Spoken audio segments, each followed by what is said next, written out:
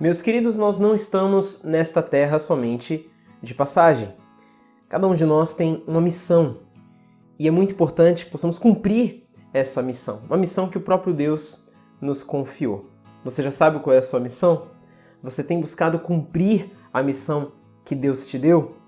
Veja, é muito importante cumprir a nossa missão, porque é uma resposta de amor ao nosso Senhor.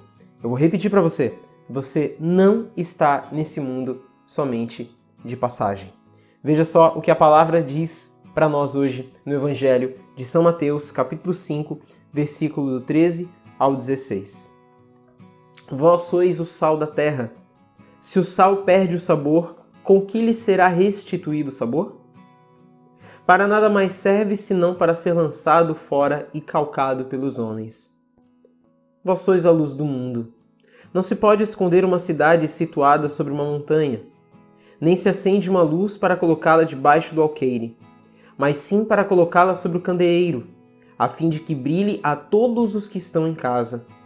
Assim, brilhe vossa luz diante dos homens, para que vejam as vossas boas obras e glorifiquem vosso Pai que está nos céus. Palavra da nossa salvação, glória a vós, Senhor. A sua luz precisa brilhar. E quando eu falo a sua luz, é claro, estou me referindo à luz de Jesus que habita em você. E meus queridos, quando nós nos abrimos para que a luz do Senhor possa brilhar em nós para as outras pessoas, o extraordinário acontece. É isso mesmo. Aquelas pessoas que estão nas trevas, aquelas almas que estão afastadas de Deus, elas encontram refúgio na luz que brilha através de você. Ah, Tiago, mas eu sou um pecador, eu tenho tantos erros, eu tenho tantas falhas, tem muita coisa da própria palavra que eu não entendo muito bem. Como que o Senhor poderia fazer algo através de mim? Como que a luz dele poderia brilhar através de mim? Meus queridos, nós corremos o risco de esquecer que todas as pessoas que foram usadas por Deus ao longo da história, no Antigo Testamento, no Novo Testamento, os próprios apóstolos, eram pessoas comuns, pessoas como você, entende? Pessoas como eu, pessoas comuns, que também eram pecadoras, mas que tinham uma missão e permitiram que a luz de Cristo brilhasse através delas. Foi assim que aconteceu, por exemplo, com Santo Antônio. Hoje a igreja celebra a festa deste grande santo, um dos mais conhecidos do mundo. Meus queridos, Santo Antônio, que na verdade foi batizado com o nome de Fernando, ele nasceu em uma família bastarda, que tinha muito dinheiro, ele era filho único, ele era herdeiro, de uma grande fortuna.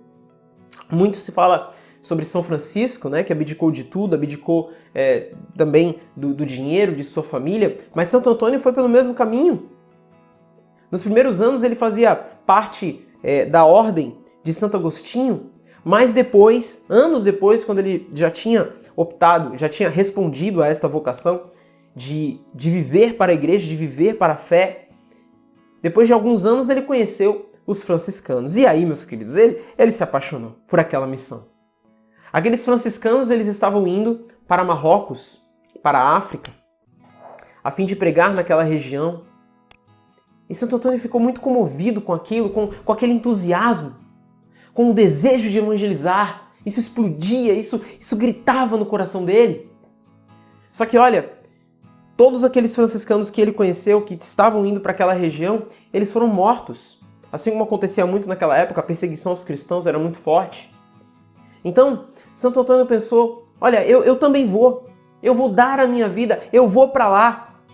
Ele se tornou membro da congregação dos franciscanos, começou a seguir a ordem de São Francisco de Assis e foi para lá, foi para aquela região, sabendo que poderia morrer. Mas, no meio do caminho, ele ficou muito doente. Olha como são as coisas de Deus. No meio do caminho ele ficou muito doente e não pôde ir para lá, ele teve que voltar. Precisou voltar. O que será que teria acontecido se ele tivesse chegado lá? Provavelmente ele teria morrido. Mas o Senhor tinha outros planos para ele. Ele volta e quando ele volta, meus queridos, ele começa a pregar. Ele começa a pregar com autoridade. Houve uma situação, inclusive, onde ele chega em uma cidade para pregar o evangelho. Presta bastante atenção nisso que eu vou te falar agora. E aquelas pessoas, elas não queriam escutar. Elas não queriam escutar a pregação de Santo Antônio. Sabe o que ele fez? Ele foi para a beira do rio e começou a pregar para os peixes. uma multidão de peixes se aproximou de Santo Antônio. Todos eles com a cabecinha para cima. Todos eles. Vários e vários peixes. Para ouvir a pregação de Santo Antônio. Santo Antônio que é conhecido como o santo casamenteiro. E por quê? Porque ele ajudava as meninas a conseguir o dinheiro do dote. Naquela época, as mulheres que iam casar, elas precisavam de um valor, né, determinado, que era o dote. E muitas mulheres não tinham essas condições, não tinham essa condição financeira, então elas apelavam para Santo Antônio, e Santo Antônio ajudava elas a conseguir o dinheiro do dote. Foi por isso que ele se tornou o santo casamenteiro. Mas não é a única coisa que Santo Antônio fez. Acabei de citar um outro exemplo aqui quase agora, sobre essa pregação para os peixes. Olha que coisa extraordinária. Em uma outra ocasião, o pai de Santo Antônio estava sendo acusado de ter matado um homem. Nessa época, na época que o pai dele estava sendo julgado, Santo Antônio estava na Itália. O pai dele estava sendo julgado em Portugal e ele estava na Itália, fazendo uma pregação, pois no momento do julgamento, lá na Itália, Santo Antônio para de pregar. Ele fica parado, assim, como se estivesse dormindo em pé. Nesse exato momento, ele aparece lá no lugar onde o pai dele estava sendo julgado. O milagre da bilocação. Não bastasse isso, ele chega para o povo lá que estava no júri e fala assim para eles: eu quero convidar vocês para vir comigo até o cemitério. As pessoas já estavam super espantadas, né? Porque parte delas sabiam que Santo Antônio não estava ali. Ele estava na Itália, era impossível ele estar naquele lugar. E aquelas pessoas começam a acompanhar, então, Santo Antônio até o cemitério. E quando chegam no cemitério, ele pede para cavar ali onde o homem tinha sido enterrado. O homem que supostamente tinha sido assassinado pelo pai dele. Eles tiram ali a terra, começam a desenterrar, tá lá o corpo, e Santo Antônio pergunta para o morto: foi esse homem que matou você? E aí aquele corpo começa a falar pausadamente: não, quem me matou não foi este homem. É de arrepiar, eu tô arrepiado aqui, é de arrepiar, gente. Santo Antônio. E muitos outros milagres. Santo Antônio, olha, um dos processos mais rápidos de canonização da história da igreja. Tamanha quantidade de milagres que eram realizadas por sua intercessão. É importante colocar aqui, né? Claro que nós, meus queridos, como católicos, vale sempre lembrar, né? Que quem realiza os milagres é Deus. A gente atribui o milagre pela intercessão de um santo, por exemplo, dos peixes, por exemplo, esse da bilocação. A gente sabe que não era Santo Antônio, mas Deus é que realizava todas essas coisas através dele. Compreende? Mas é extraordinário. E a gente poderia ficar aqui o dia inteiro falando de muitos e muitos outros milagres pela intercessão de Santo Antônio. Mas o grande ensinamento para nós hoje é que ele se abriu para a missão que Deus tinha para ele. Ele se abriu para a missão que o Senhor tinha para a vida dele. Ele se abriu para fazer a vontade de Deus, ele se abriu para ser luz, para não ficar escondido. E olha, interessante porque no início da vida cristã de Santo Antônio, ele gostava muito mais de ficar sozinho, estudando, mas o Senhor o chamava para que a luz dele pudesse brilhar. E foi aí que ele começou a pregar. Infelizmente, nós não temos registros do grande encontro de dois santos, Santo Antônio e São Francisco de Assis. Sim, Santo Antônio foi até a Itália para encontrar com São Francisco de Assis e os dois se encontraram. Olha só esse encontro, hein, gente? Coisa maravilhosa! Rapaz, o inferno deve ter ficado de greve nesse dia. Santo Antônio e São Francisco.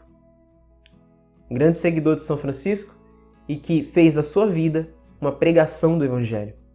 A luz dele não ficou escondida. Meu irmão, minha irmã, a sua luz não pode ficar escondida. A luz de Cristo em você não pode ficar escondida. E já que eu citei sobre o fato dele ser casamenteiro, deixa eu aproveitar aqui, né? E veja só, preste atenção, tá?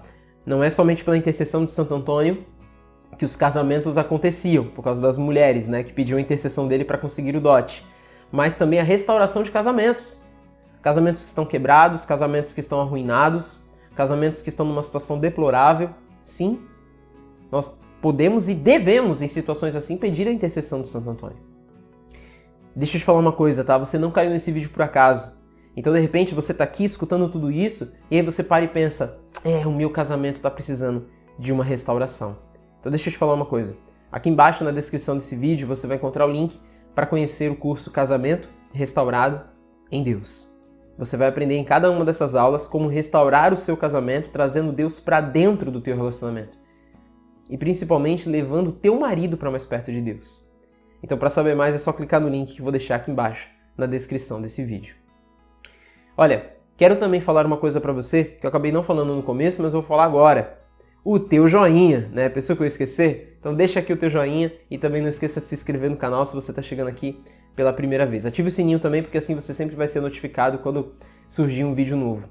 E se você ficou comigo até o final desse vídeo, quero pedir para que você escreva aqui embaixo nos comentários a seguinte frase: Santo Antônio, rogai por mim. Estávamos e continuaremos reunidos em nome do Pai, do Filho e do Espírito Santo. Amém.